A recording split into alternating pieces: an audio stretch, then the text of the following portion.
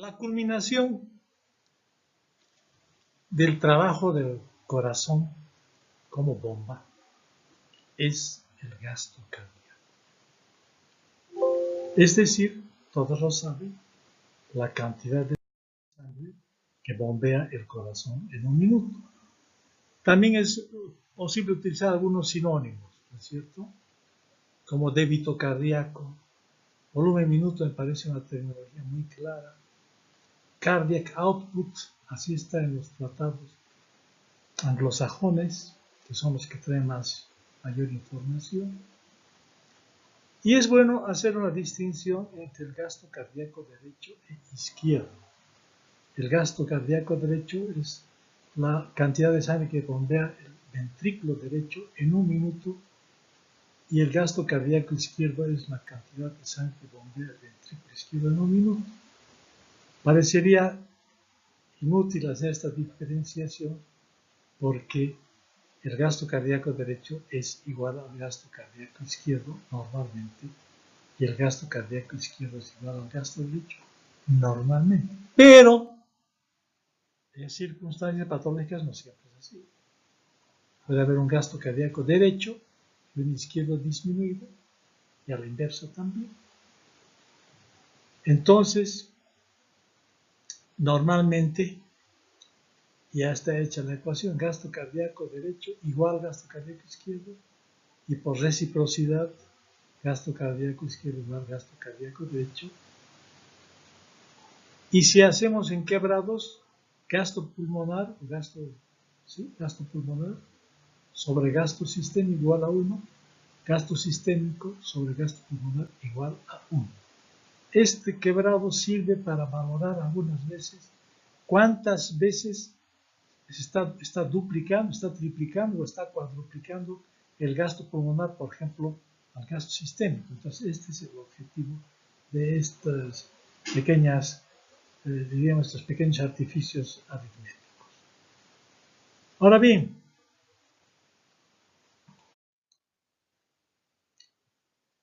decíamos que normalmente el gasto cardíaco derecho es igual al gasto izquierdo, pero hemos de decir claramente que esto puede variar en algunas patologías, como la persistencia del conducto arterioso, que es muy común en La Paz, en niños. Y en segundo lugar, otra patología que también relativamente frecuente es la comunicación interventricular. ¿No es verdad? Entonces, vamos a tomar estos ejemplos. Primero, normalmente, gasto pulmonar, esta Q va a representar a la palabra gasto. Gasto pulmonar sobre gasto sistémico es igual a 1. Si le ponemos cifras, gasto de 5 litros encima de 5 litros igual a 1. Y aquí está la ecuacióncita de la que hablamos: gasto sistémico igual a gasto pulmonar, 5 litros igual a 5 litros. Absolutamente. Ahora bien, otra relación que hay que establecer es retorno venoso y gasto cardíaco. Vamos a imaginar a las venas pulmonares, no vamos a imaginar, así es. Las venas pulmonares están llegando a la aurícula derecha, y el retorno venoso va a llegar vía venas cavas a la aurícula derecha y al corazón derecho. En consecuencia, si retorna 5 litros por minuto, es el retorno venoso, el gasto cardíaco tiene que ser 5 litros por minuto. ¿Es verdad? Si aumenta el retorno venoso a 6 litros por minuto, el gasto cardíaco tiene que ser 6 litros por minuto. Si aumenta el retorno venoso a 10 litros por minuto en condiciones de ejercicio, el gasto cardíaco tiene que ser 10 litros por minuto, y así en forma progresiva hasta donde exista una respuesta del ventrículo en función de su reserva, ¿no? De la reserva cardíaca, ¿no? Lo que se llama la adaptación del corazón también a esta cantidad de sangre creciente ¿Es verdad? Es la permisibilidad del corazón, también le llaman. ¿Hasta cuánto permite este retorno venoso incrementado ese corazón? Y lo cual, reitero, está básicamente en función a la reserva cardíaca. Naturalmente que tendrán una gran reserva cardíaca los corazones de los atletas y tendrán una menor resistencia las personas mayores y muchísima menor o ninguna reserva en las personas que están en insuficiencia cardíaca. Entonces este retorno venoso viene a ser en la práctica sinónimo de precarga. ¿Es verdad? Porque llega la sangre al ventrículo derecho, en este caso, y vamos a ver que se van a elongar las fibras. ¿No es verdad? Se está precargando ese ventrículo para evacuar luego su contenido y para precargarse va a tener que apelar a la ley de Frank-Starling que todos ustedes conocen, que dice a mayor longitud de la fibra miocárdica, mayor expulsión de sangre e incremento de la contracción. Entonces, ese es el mecanismo. Por eso yo siempre digo, por ejemplo, si nos encontramos en la planta baja de nuestra facultad de medicina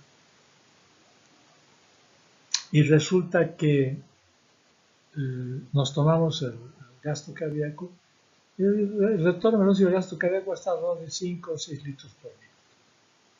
No hay problema. Y el tamaño del corazón va a ser ligeramente variable en sístole y en diástole, como ya sabemos. Pero si tenemos que subir rápidamente hasta el piso 7 de nuestra facultad, porque están mal los ascensores,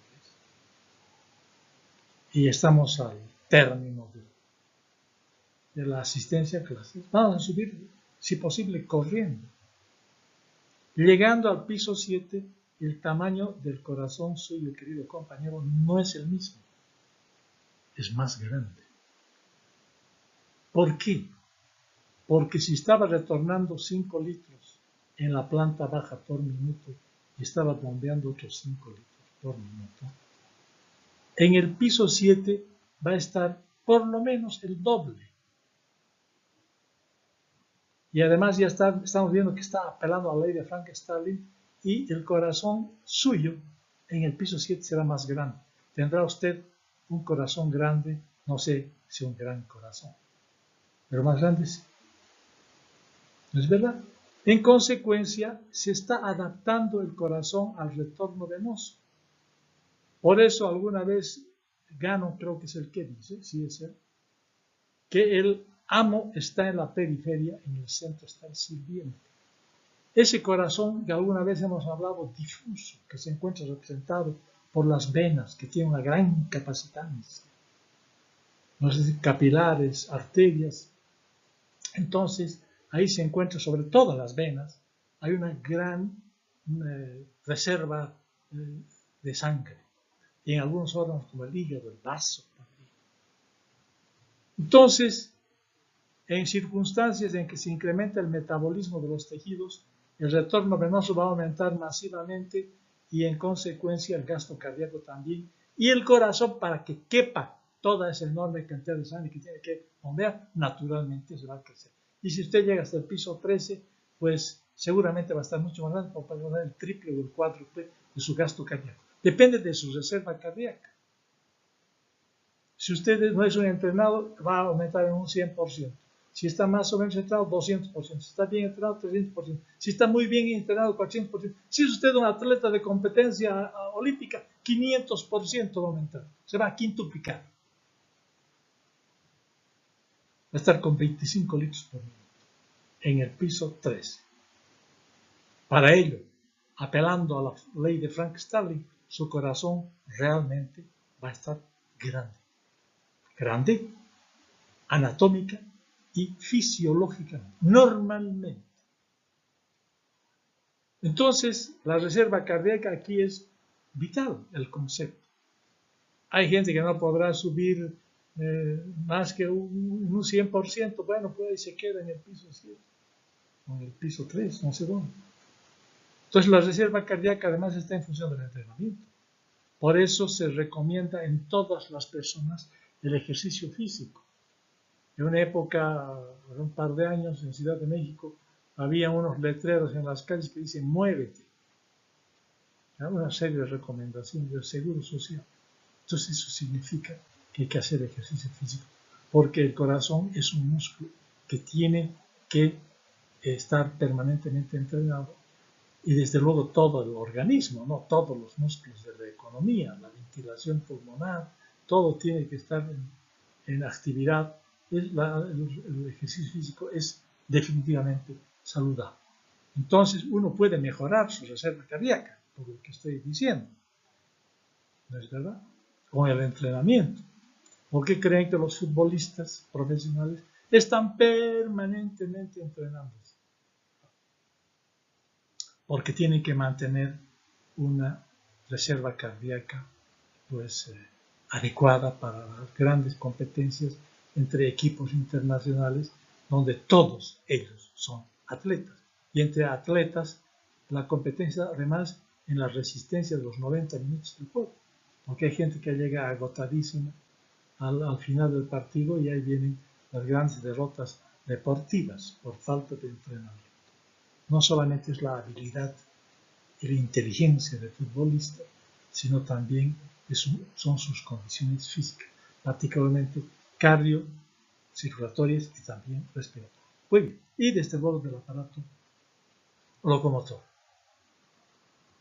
Entonces, ha quedado claro que el retorno venoso y el gasto cardíaco se encuentran íntimamente ligados entre sí y que varían en condiciones de reposo y de ejercicio, y que el corazón en su trabajo pues es capaz de modificar sus dimensiones, su volumen. Cuando uno estudia anatomía le dan una cifra, bueno, esa cifra es estándar para un corazón en reposo, ¿verdad? Pero aquí estamos hablando de un corazón en permanente actividad. Como hemos dicho siempre, en fisiología todo se mueve. Ahora bien, si hemos dicho que el retorno venoso representa la precarga, que es fundamental, la poscarga significa que todo ese volumen de sangre tiene que evacuar el ventrículo izquierdo, por ejemplo, en este caso, el ejemplo que estamos dando.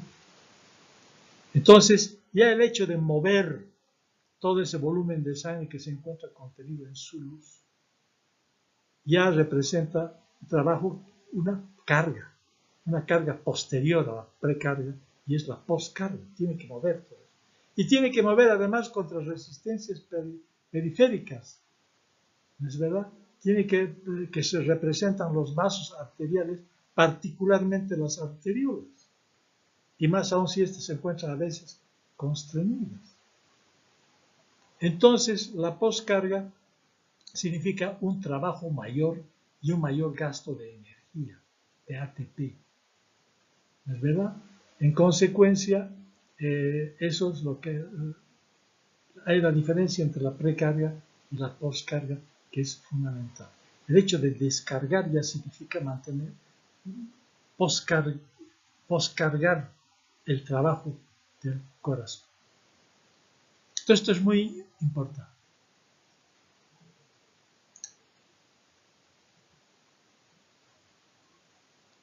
Aquí estamos señalando una formulita que vamos a repetirla cuando hablemos de presión arterial, donde las resistencias de las que estoy hablando de la poscarga son muy importantes, porque por una parte, ¿qué hace? ¿Cuál es el trabajo del corazón?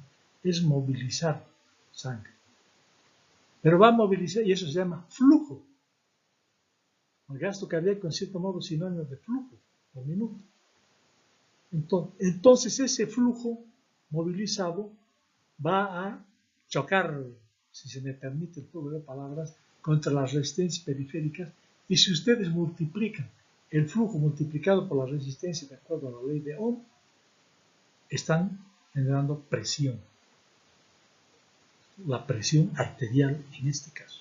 Estamos hablando del origen de la circulación mayor en el ventrículo izquierdo. Y la circulación y la presión mayor se encuentra justamente en el sector arterial de la economía, arterial sistémica, que constituye un área de alta presión. contrariamente a áreas de baja presión que se encuentran, digamos, más bien a nivel de la circulación menor y de las venas sistémicas. Entonces, significa que la presión está manejada por el flujo sanguíneo y está manejada por las resistencias periféricas, ya que la multiplicación de flujo por resistencia nos va a dar presión. Cuando aumenta el flujo, naturalmente va a aumentar la presión. Cuando aumenta la resistencia, naturalmente va a aumentar la presión. Y cuando aumentan ambas, con mayor razón va a aumentar la presión. La presión no es estable, va variando a lo largo del día, en diferentes circunstancias, de ejercicio, reposo, emociones, sueño. Lo que sí tiene que bajar siempre a una cifra basal estable. ¿Es verdad? No puede permanecer alta porque eso ya es la hipertensión arterial tan conocida por todos. Entonces, sucede que jugamos con estos conceptos de flujo y resistencia. A ver, vamos a dar un ejemplo. Vamos a suponer que llega un herido de bala a emergencias que es del Instituto Nacional del Tórax. Herido de bala. Entonces, va a llegar con baja presión. ¿Por qué? Porque ha disminuido el flujo. ¿Por qué? Porque hay hemorragia. Y el cirujano no va a querer entrar al quirófano para cohibir esa hemorragia, suturando la herida, reparando los tejidos dañados, si la presión se encuentra muy baja. Entonces va a decir, tienes que levantarme esa presión para que entre al quirófano. ¿Qué hace? Se le transfunden líquidos de alto peso molecular o incluso sangre misma, si no va contra su religión, porque hay religiones que no admiten la administración de sangre. Pero hablemos de lo común, pues sí, si existe, ya saben, un dador universal o RH positivo, adelante, que le done. Los tenemos en reserva en el banco de sangre. Mejora la presión, pero sigue sangrando, pero están mejorando la presión para que entre y tenga tiempo el cirujano y opere. Aquí estamos utilizando el concepto de flujo de la ecuación flujo multiplicado por resistencia. El propio organismo ya va a empezar a trabajar porque cuando nota que ha bajado el flujo y está cayendo la presión, se va a producir una vasoconstricción por efecto de las catecolaminas. ¿No es verdad? Y en consecuencia, este aumento de las resistencias va también a tratar de compensar la caída de la presión.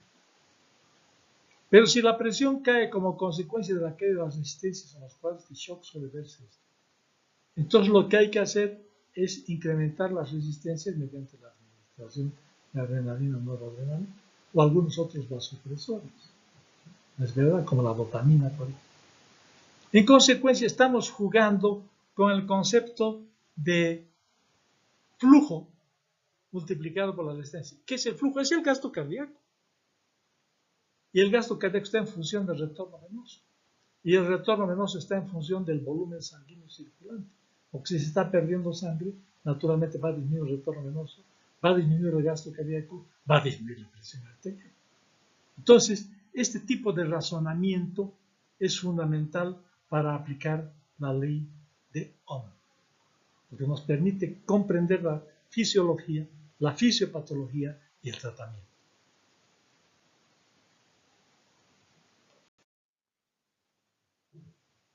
Ahora bien, el gasto cardíaco, que está representado por esta Q con un puntito arriba, eso es tradicional, Q equivale a gasto cardíaco, FC frecuencia cardíaca y volumen de eyección sistólica, volumen latido como también se llama. Esta formulita es clásica su aplicación en todos los exámenes de fisiología circulatoria, creo que del mundo. En los Estados Unidos esta pregunta es de rigor, ¿verdad? Calcúleme el gasto cardíaco, le dirá a usted, considerando que la frecuencia cardíaca es de 100 por minuto y el volumen sistólico de eyección es de 80 mililitros. ¿Cuánto es el gasto cardíaco?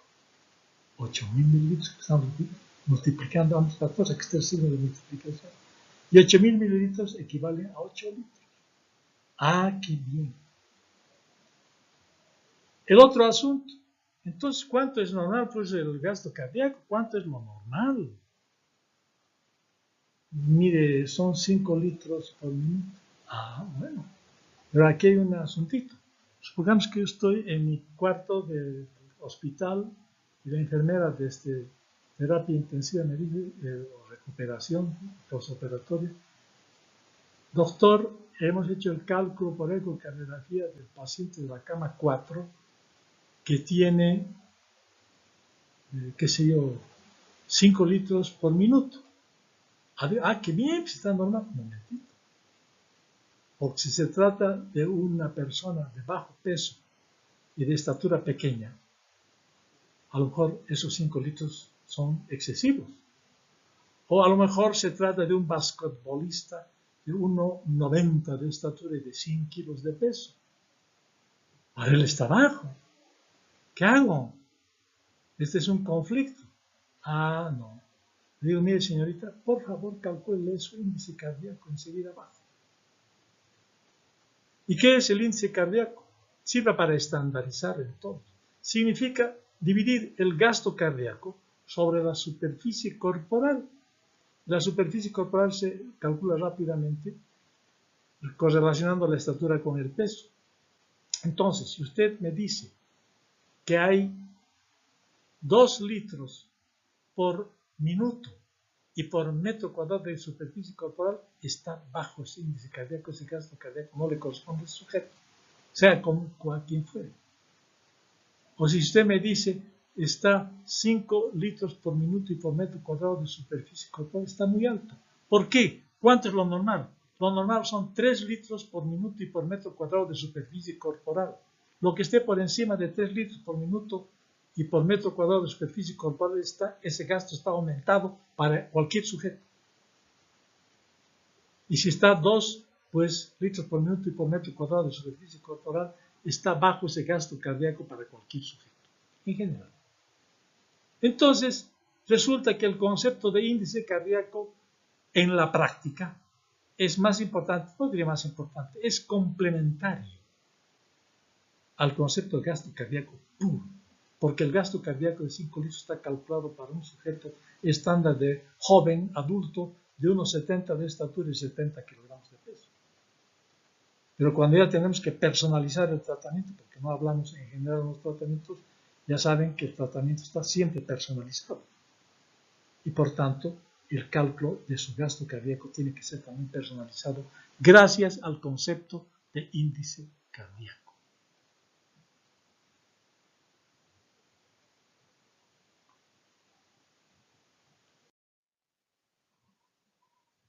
Ahora bien, aquí está el concepto de índice cardíaco, gasto cardíaco por metro cuadrado de superficie corporal, ¿no es cierto?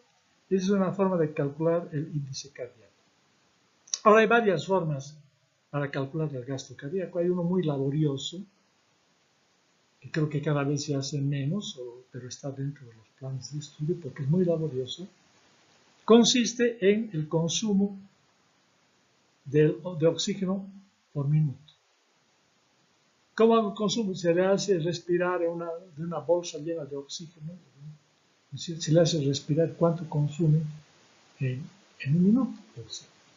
Y eso anoto aquí, qué sé yo, 200 mililitros por minuto. Ese es el consumo. ¿Quién está consumiendo? En realidad, en última instancia, los que consumen son las mitocondrias. ¿Es verdad?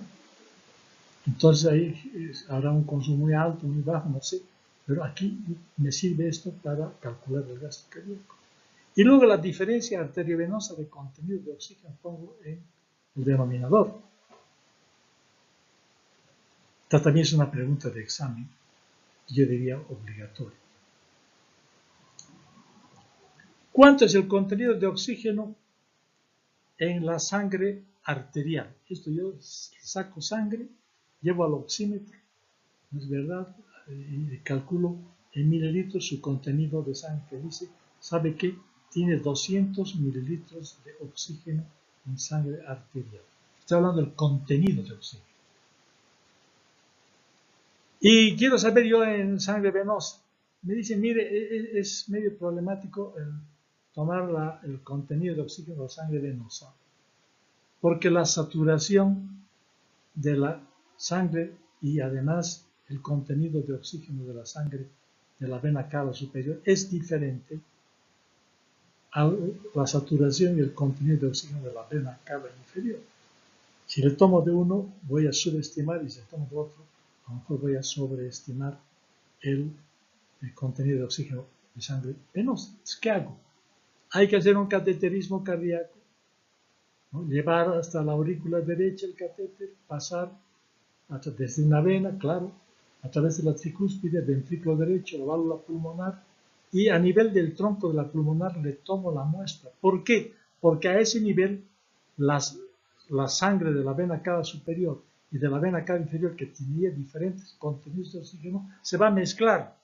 Y esa sangre venosa mezclada es más genuina y más representativa, que en el caso de nuestro ejemplo es de 160 milímetros de mercurio. Entonces, si yo resto de 200, 160, voy a tener 40 mililitros de oxígeno, es decir, de contenido de oxígeno. Y 200 ya habíamos establecido el consumo de oxígeno con la bolsa que le hicimos respirar, dividimos y el resultado va a ser 5 litros por minuto. Ese es el gasto cardíaco de acuerdo al principio de Fick, que es un tema clásico en enseñanza en fisiología para el cálculo del gasto cardíaco. ¿Es verdad? Entonces ya hemos hablado del gasto cardíaco, etc. Hemos hablado ya del índice cardíaco. Nos vamos al siguiente aspecto que vamos a considerar.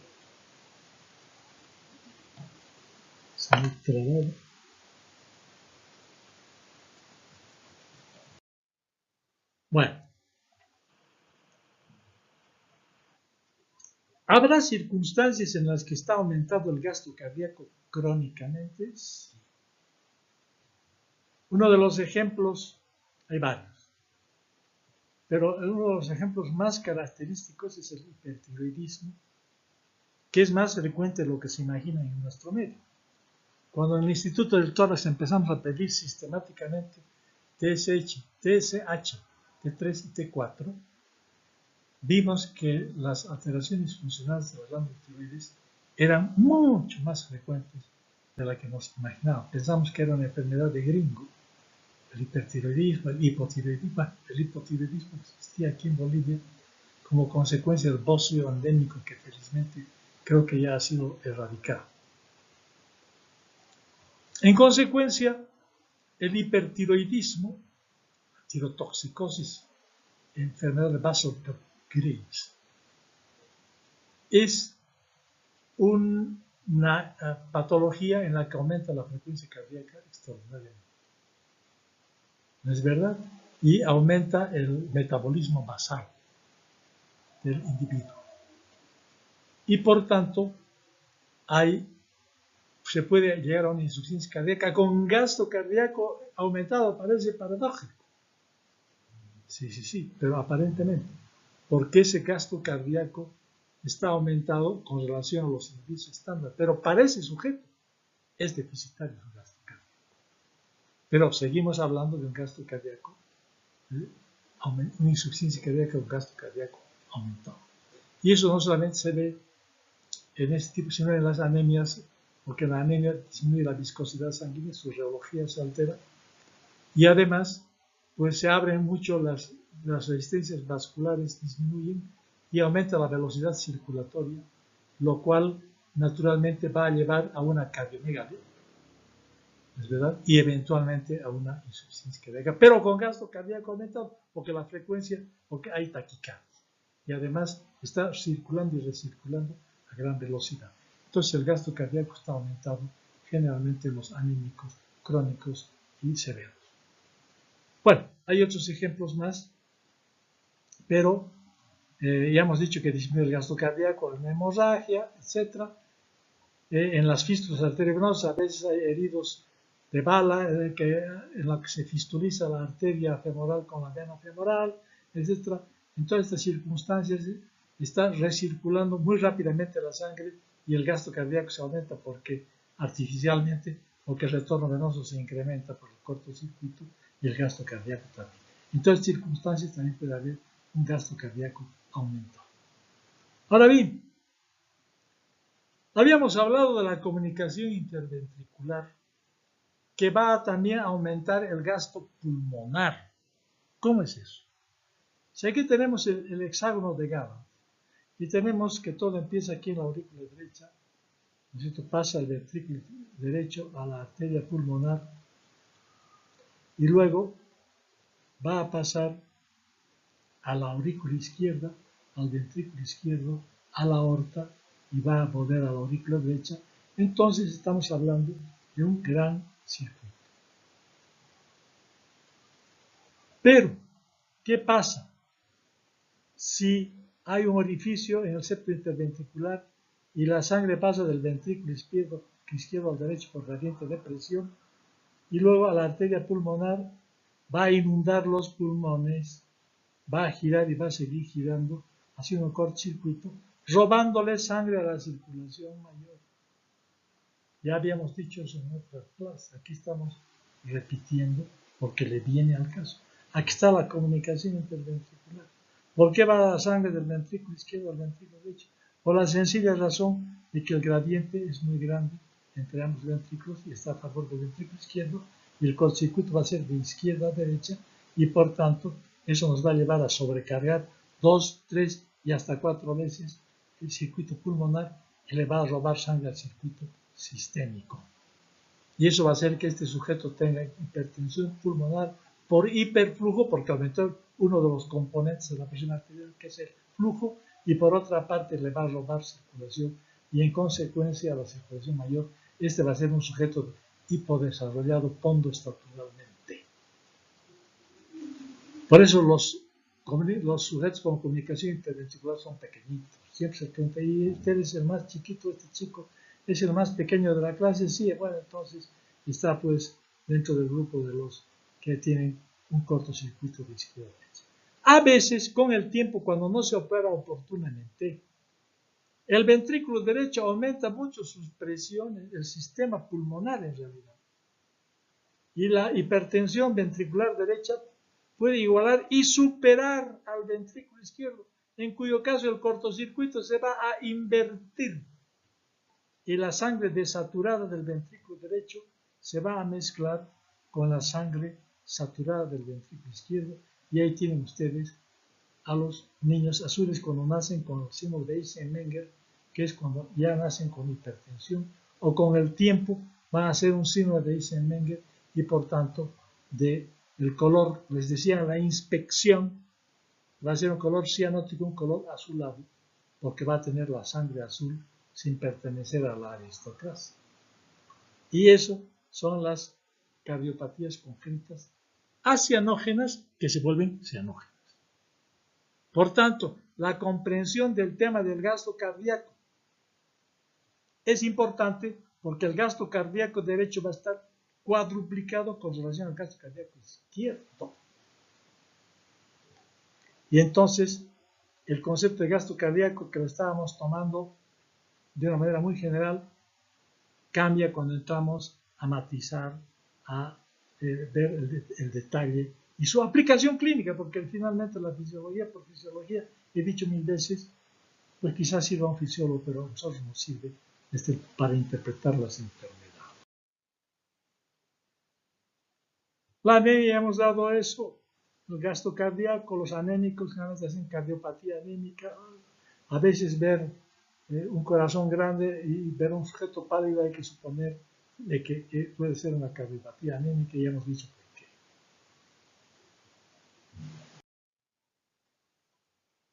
En el hipertiroidismo ya hemos dicho que las mitocondrias aumentan el consumo de oxígeno, VO2 es con un puntito aquí, es el símbolo del consumo de oxígeno, se aumenta el metabolismo y las enzimas oxidativas aumentan en el hipertiroidismo, ¿no? Los citocromos A, B, C, las fosfoproteínas de las mitocondrias aumentan y aumenta el consumo de oxígeno por efecto de la hormona tiroidea. Entonces se produce una vasodilatación periférica porque necesita más oxígeno los tejidos y en consecuencia esta hipoxia determina que hay una vasodilatación periférica, disminuye las resistencias vasculares periféricas, aumenta la velocidad circulatoria. Entonces el gasto cardíaco se incrementa y el retorno venoso se incrementa y el gasto cardíaco también.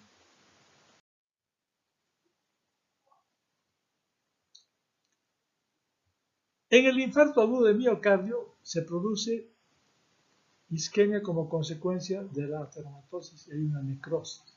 ¿Es verdad? Esto puede también alterar puede alterar la función cardíaca porque hay una lesión directa del miocardio. O sea, que el miocardio no es indemne, es víctima de miocarditis, es víctima de isquemia, es víctima de infarto.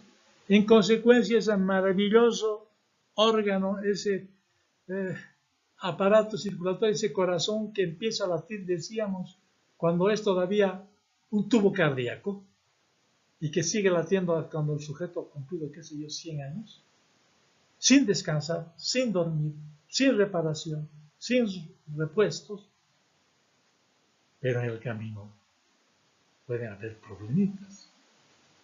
Y eso es lo que va a deteriorar a la bomba cardíaca. Por tanto, tiene que haber un adecuado acoplamiento entre el retorno venoso y el gasto cardíaco. Y este se llama el acoplamiento entre el ventrículo y los vasos.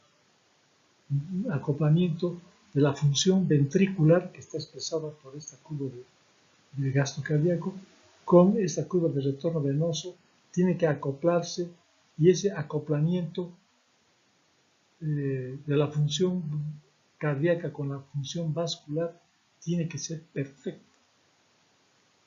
Quiero explicar. Supongamos que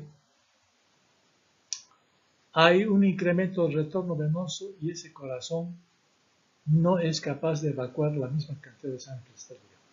¿Qué va a pasar? Se va a acumular la sangre que está por detrás.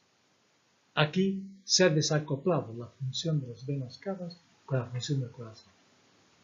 O al revés, cuando hay una falla en el ventrículo izquierdo, no bombea adecuadamente, se retiene la sangre en el ventrículo izquierdo que no está pudiendo ser bombeada y hay un déficit de sangre en el aparato arterial, en la circulación arterial. Entonces aquí también ha habido un desacoplamiento entre la función ventricular y la función vascular, porque anatómicamente están acoplados los vasos al corazón, pero funcionalmente no, en condiciones patológicas. Normalmente el acoplamiento entre la función cardíaca y la función vascular, entre la función vascular y la función cardíaca, deben ser perfectamente sincronizados.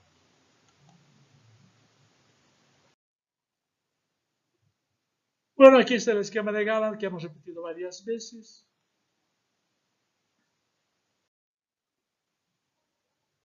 Y hemos dicho que el mecanismo Frank-Starling, etc., es importante para el funcionamiento del corazón como bomba.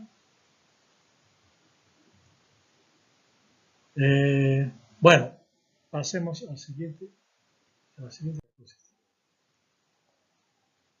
La sobrecarga de la circulación menor, esto es importante que hablemos.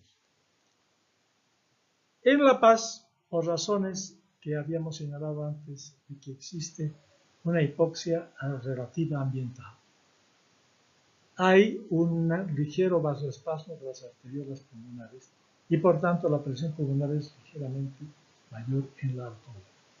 Entonces, esa es la ligera hipertensión, no la hipertensión, una presión con valores ligeramente elevados en la altura con relación a normal, pero normales.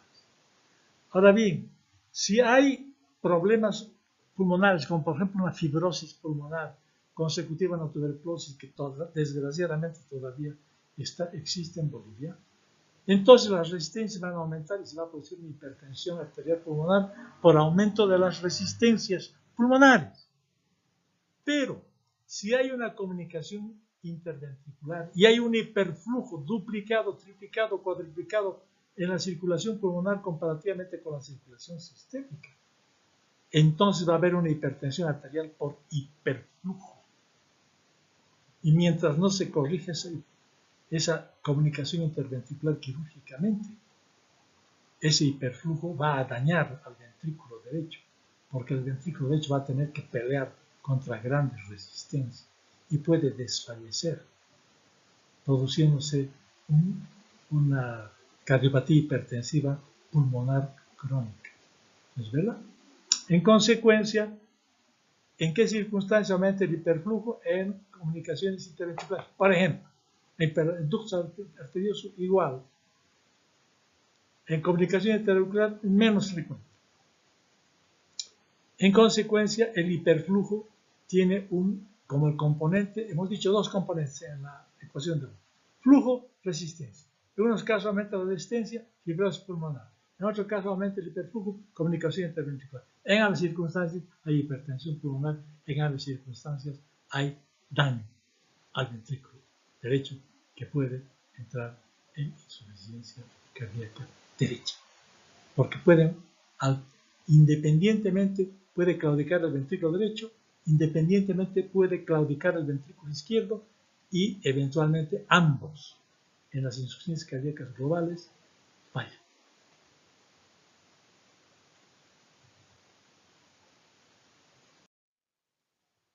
El plan de conducto arterial es lo que estábamos señalando antes. ¿No es verdad? Pasa la sangre de la aorta a la pulmonar y hay un hiperflujo en la aurícula derecha. Entonces, Husay decía que se entiende muy bien a la fisiología cuando se ven casos patológicos, porque nos ayudan a comprender. Husay decía que el laboratorio natural que existe del estudio de la fisiología es el ser humano cuando está enfermo. Las alteraciones nos permiten deducir lo que sucede en condiciones normales. ¿Cuánta razón tenía?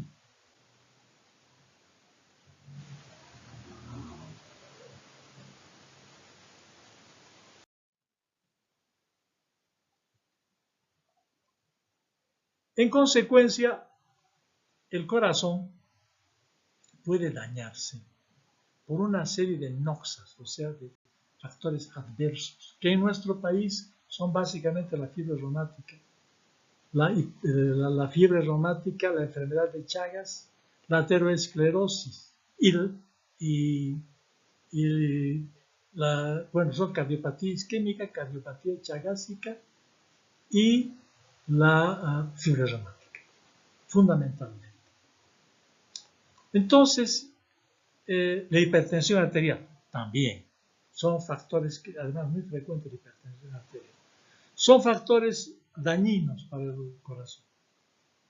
Y en consecuencia, cuando hay o cuando existen, como la hipertensión arterial, digamos, obstáculo a la progresión de la sangre, entonces va a entrar en insuficiencia cardíaca.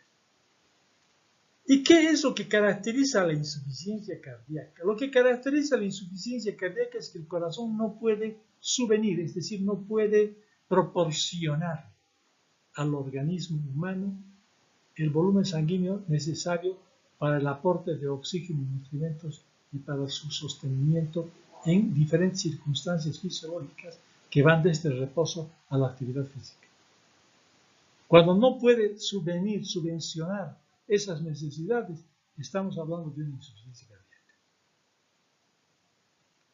¿Es verdad?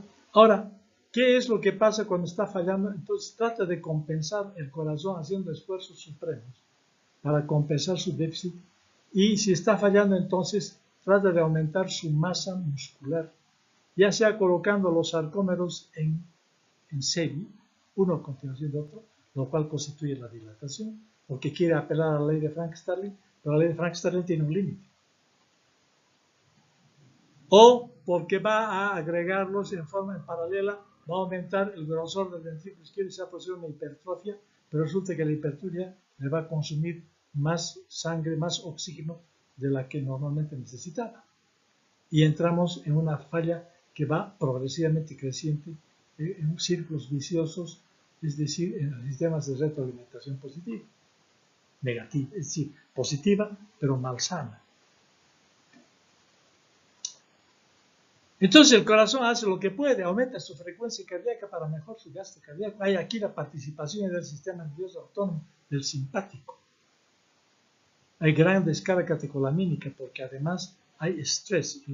El organismo percibe que está en situación de alarma, en situación de riesgo y empieza a haber grandes descargas de catecolaminas y además de ACTH y cortisol. Entonces aumenta el metabolismo en un corazón que está, pues de por sí defectuoso, está fallando en su trabajo. Apela a la síntesis de de recursos, sobre todo de miosina, de isoformas de la miosina, que incluso tienen características embrionarias o fetales, porque se empiezan a despertar los genes que van a sintetizar proteínas, pero ya están apelando a proteínas que corresponden a etapas anteriores al desarrollo, y a un miocardio con miosina fetal funcionó muy bien en la vida fetal, pero ya no en la vida adulta. Y es de mala calidad para la adulta. Va a haber, ya hemos dicho, la coparticipación del sistema neurovegetativo, del sistema nervioso autónomo. Va a haber una participación endocrinológica. Va a haber una mayor secreción como consecuencia de la cadena de la cascada renina-angiotensina-aldosterona. Va a haber una gran secreción de aldosterona y por tanto va a haber una gran reabsorción de sodio a nivel del túbulo contornero distal de la nefrona. Va a acumular sodio, va a acumular igual la hormona antidiurética. Es verdad, va a incrementarse, ya dijimos eso en algunos casos anteriores. Entonces, ¿qué está queriendo hacer el corazón? En el primer caso quiere aumentar las resistencias periféricas para mejorar la presión arterial, porque el flujo está fallando. Y en el segundo caso está queriendo mejorar la precarga. Pero la precarga resulta ser muy abrumadora a un corazón ya de por sí dañado, y resulta que al principio podrá ayudar y poner en marcha el mecanismo de Frankenstein, pero a la postre esto se va a convertir en un factor deletério, dañino. Y aumentan las presiones.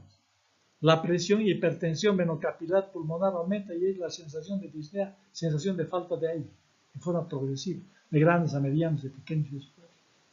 La hipertensión venocapilar sistémica de la circulación mayor va a incrementar la presión hidrostática por encima de la presión oncótica de las proteínas y se va a perder líquido al intersticio. Va a retener gran cantidad de agua. Ese sujeto aumento de peso, se está llenando de agua, está edematoso, vulgarmente llamado hinchado, está en anasarca. No solamente son sectores que se van a hinchar, que son los miembros inferiores, sino también, sobre todo en vespertino, va a ir aumentando el peso completo, el edema se va a incrementar, va a haber derrame pericárdico, va a haber derrame pleural, derrame, qué sé yo, peritoneal, ascitis, el sujeto se va hinchando, se va hinchando, se va hinchando, y eso nos está expresando bien a las claras de que el riñón no está funcionando adecuadamente, porque el riñón aquí es víctima de una falla cardíaca. Lo que empezó siendo una falla cardíaca viene a comprometer al organismo entero. Siempre la insuficiencia cardíaca ha sido un problema de salud pública, pero en los últimos años mucho más en la medida en que la población envejece. Es mucho más frecuente como consecuencia del incremento de la expectativa de vida.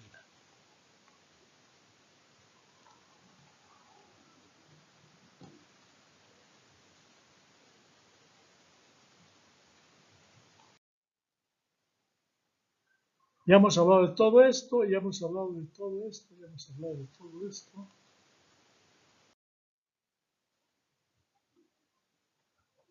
Hemos hablado de todo esto. Aquí está, hemos llegado al edema, el signo de Godet, que es tan característico. ¿Qué es lo que caracteriza? Corazón grande, está ahí cardiomegalia. Retención de sodio, lo hemos dicho. Expansión del líquido extracelular. Ingurgitación venosa, las venas yugulares están pletóricas, están ingurgitadas. ¿No es cierto? Hay hipertensión venocapilar pulmonar. Hay pérdida de agua sobre todo en las piernas. Hay alteraciones, sensación de disnea porque hay una hipertensión capilar pulmonar. Queridos compañeros, hemos terminado. Muchísimas gracias.